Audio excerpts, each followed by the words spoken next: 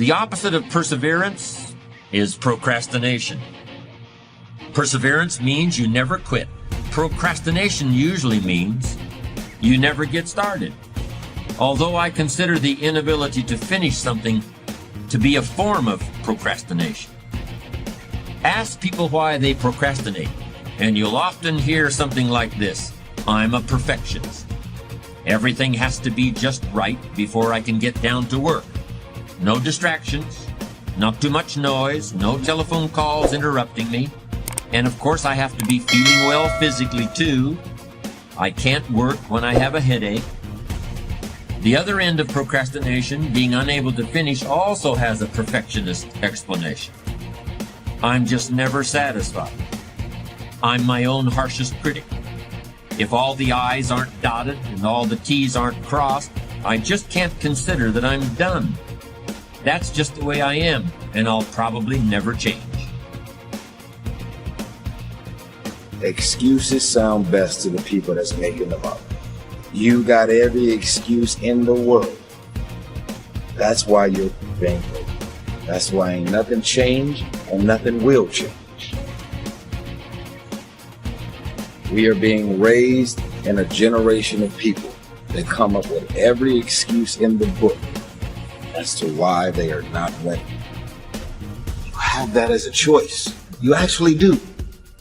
You don't wake up in the morning and negativity, dysfunction, problems, and issues just randomly pop up.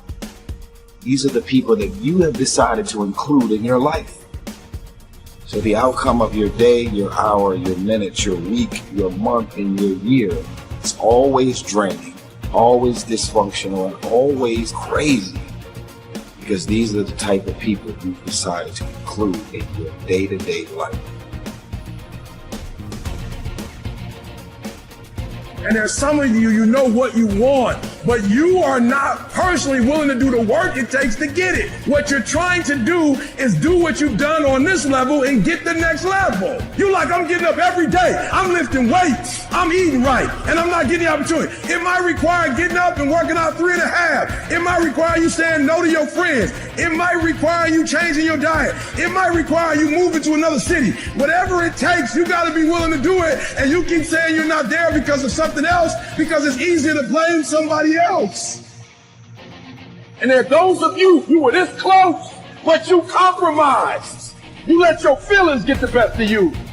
And you let a little pain stop you from your dream. Girl, you was there. You was running your business. You was there.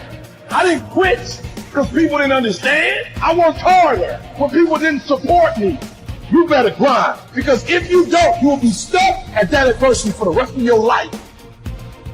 You grown. You got ideas. You got talent. You got gift. Stop shrinking down. Stop minimizing yourself. Take the risk on you. Take the risk on you. You owe you. No more excuses. No more, I'll start tomorrow. No more, just this once. No more accepting the shortfalls of my own will. No more taking the easy road. No more waiting for the perfect moment. And no more indecision and no more lies. No more weakness.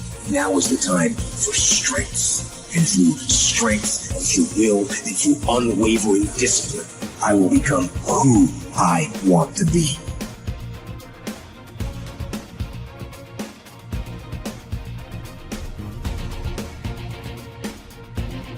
You can literally create your own economy. Now I'm going to tell you, you do not have to know how it's going to happen. You only have to know it's going to happen. You want to stop and think what you want and take the lid off. Take the lid off your mind.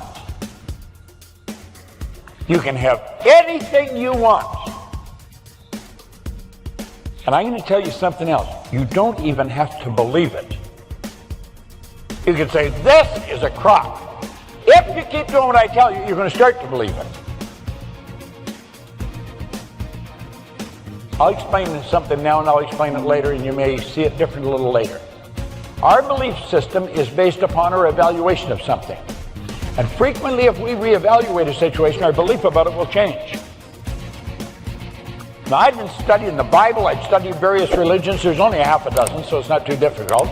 I had studied all kinds of books on personal development that you could find.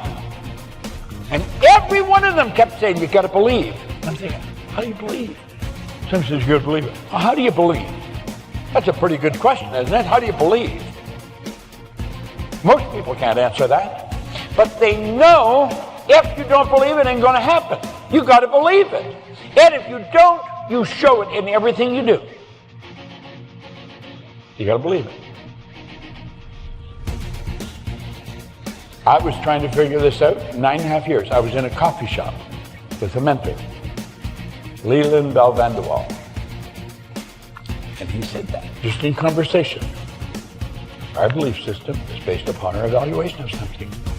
And frequently, if we reevaluate a situation, our belief about it will change. I said, what'd you just say? He said, what do you mean? I said, about belief. He said, our belief system is based upon our evaluation of something. And frequently, when we reevaluate the situation, our belief about it will change. And all of a sudden, I knew why I had changed. Looking at some of the things that keep us from approving ourselves, that we've all done some things that we don't feel good about. Things that if we had to do those things over again, we would not do those things, or we would do things differently. So part of what we must do in order to begin to move into your greatness, you got to remove a major energy block. And that is dealing with the issue of forgiveness. People that have hurt you, someone who's done you wrong. Make a list, and things that you have done that you feel bad about, that you regret. Make a list. There may be a time when you weren't a good father, or a good mother, or a good brother or sister, or you were a bad child, or you didn't do a good job, or you lied, or you were dishonest, or you stole. No one knows this but you, or something you feel good about, so there's a real dog in me to do that. Something you just really regret. So we make a list of all those things. All of us have some of that. You might say there's some good in the worst of us and some bad in the best of us. So none of us escape. Now here's something I want you to do. I want you to become involved in an active process to get some clutter out of your life. So if there's any area in your life that you need to clean up, start working on it. I'm going home tonight to clean my closets. Any of you got any cluttered closets? Oh, raise your hand, please.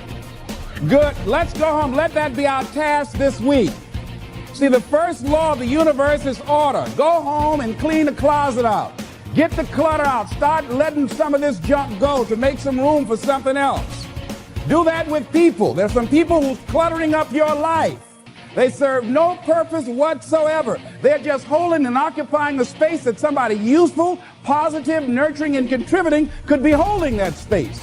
You don't even have time to look to see what else is out there because you all have all of these people surrounding you that's not enabling you to grow. So look at what is it I need to get out of my life. Just start cleaning this stuff out. Getting the drawers together, your dresser drawer, just getting stuff together. Just get them together. Maybe your car. I got to clean my car too. Got a lot of stuff in there. I live in my car. Can't put anything in my trunk. I got all kind of little things back there.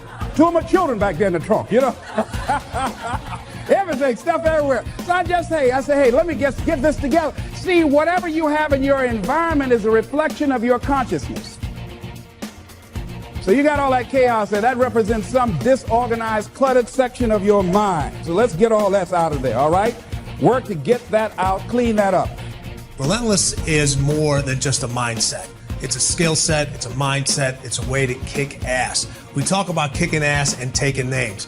Well, when you're relentless, you've kicked so much ass, you can't remember all the names because it becomes irrelevant. The name that they remember is your name. That's what relentless is being about. It's not about others, it's about yourself. It's about taking yourself to a level that only few people can achieve. The mindset is completely different. It's learning to step on their throat. It's about killing the competition. Your fiercest competitors are cutthroat individuals. All they want to do is win. And they want to win over and over again. It's not just a one-time thing. Success is repeated many, many times. You can have a skill set to do a lot of things, Okay, you can train, you can read a manual, you can do all these different things, but a skill set only